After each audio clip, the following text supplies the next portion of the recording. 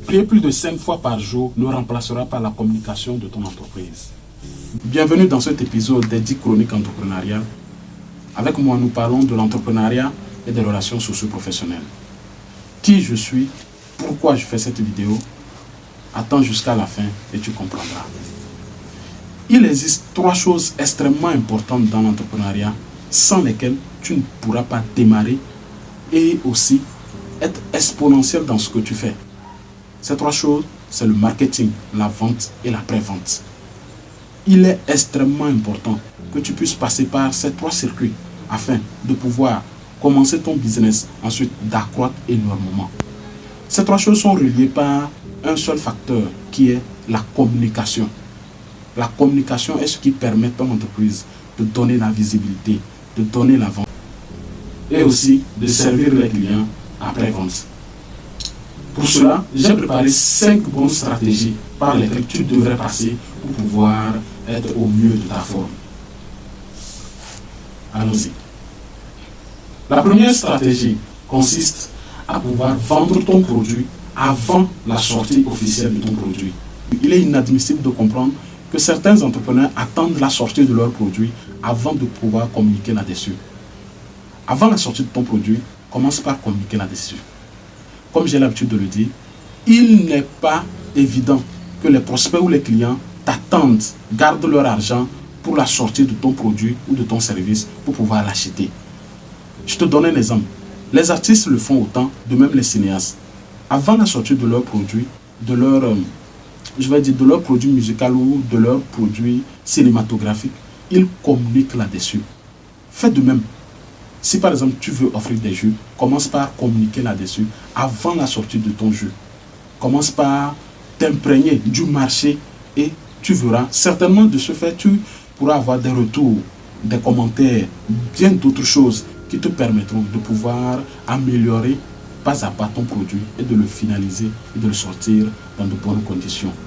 Je te donne également l'exemple de quelqu'un qui veut faire par exemple les produits cosmétiques.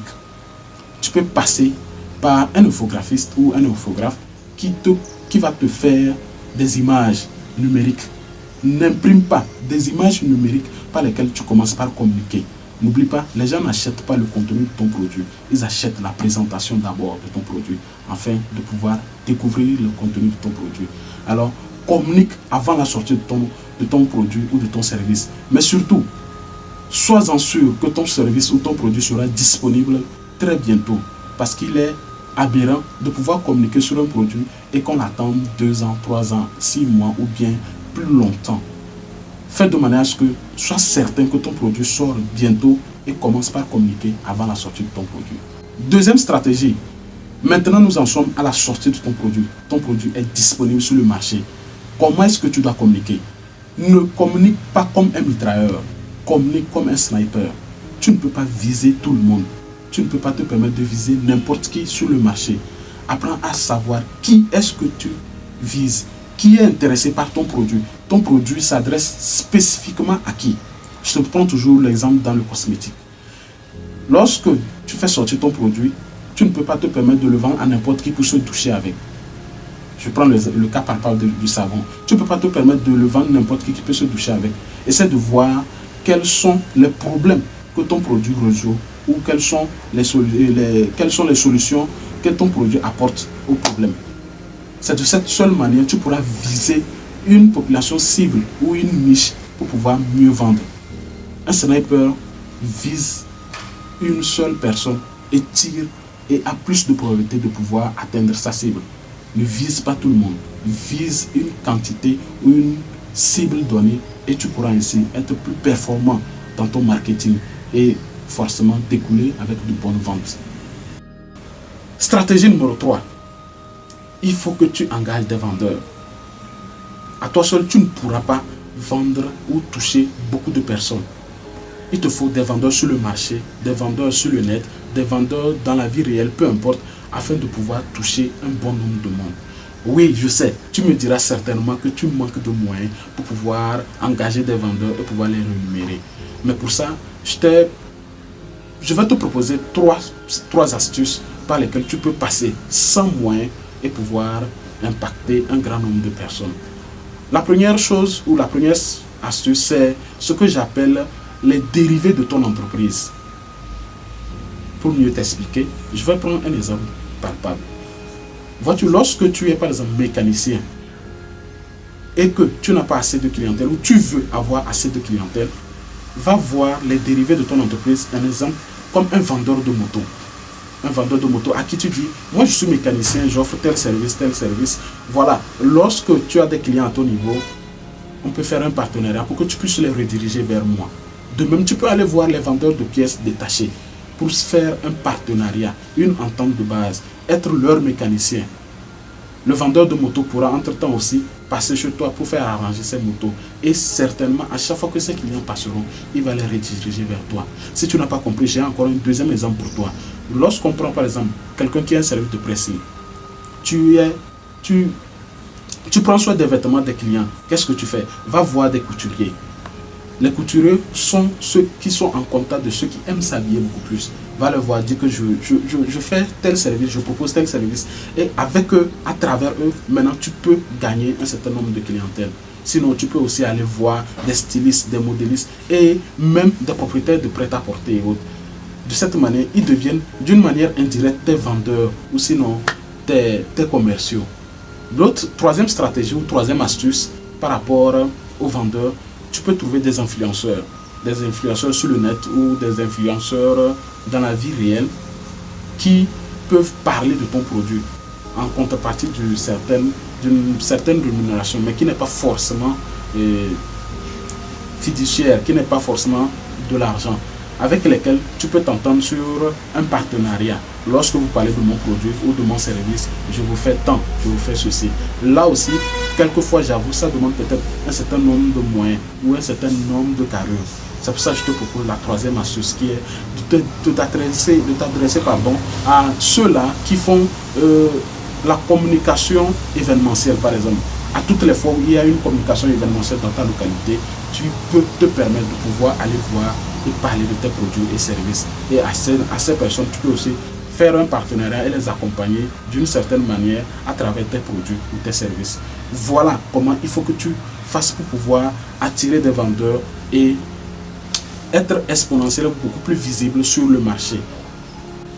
Quatrième stratégie, prends bien soin de tes clients.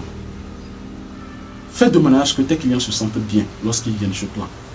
Fais de manière à ce que tes clients se sentent de la maison à chaque fois qu'ils passent prendre ou bénéficier de tes produits ou de tes services.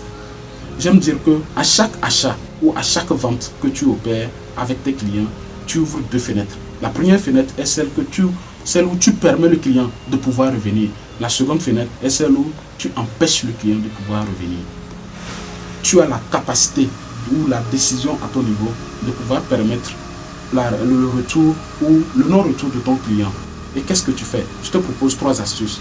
La première astuce que tu dois utiliser, c'est ce qu'on appelle la considération ou le respect. L'être humain, dans son ensemble ou dans sa constitution, aime ce qu'on appelle le respect ou la considération, aime ce qu'on appelle l'importance, je vais l'appeler comme ça. Le mot m'échappe un peu pour le moment, mais écoute, lorsque ton client arrive, rien ne t'empêche de l'appeler chef, patron, boss et bien d'autres dérivés. Donne cette considération à ton client, peu importe son âge. Donne-lui ce qu'on appelle la considération et le respect. La deuxième astuce que je te propose, donne-lui des émotions. J'aime dire qu'on ne vend pas seulement un produit. Lorsque tu vends un produit et tu l'accompagnes des émotions, il s'achète et s'écoule bien plus vite que lorsque tu vends un produit de manière simple.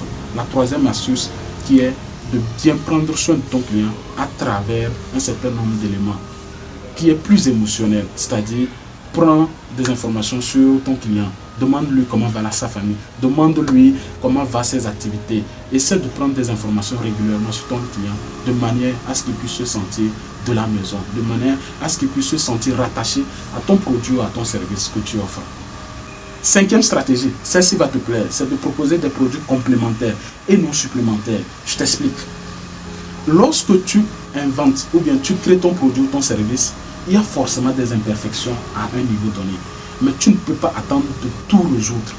Tous les produits et services que tu connais aujourd'hui ont forcément des imperfections ou des failles. Lance-le de cette manière Et maintenant, qu'est-ce que tu fais? Au fil du temps, tu proposes des mises à jour, comme on le dit. Tu proposes des mises à jour pour pouvoir rendre plus parfait ton produit.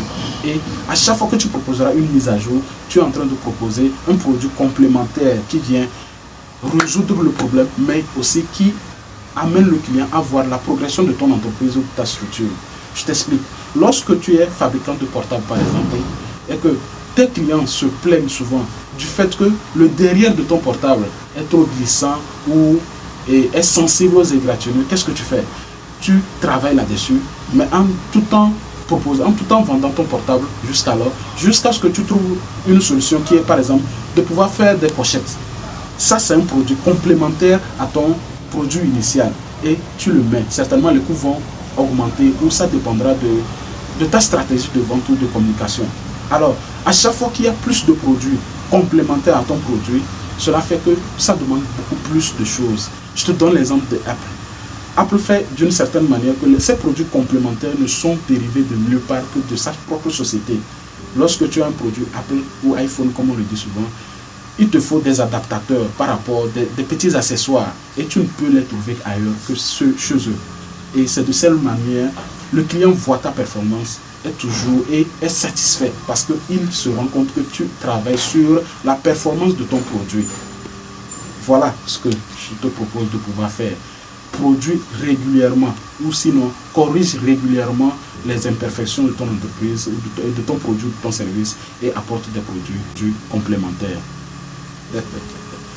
Joseph Paul Abodjona, pour te bousculer, à prendre des décisions, à passer à l'action et surtout à t'accompagner jusqu'au sommet.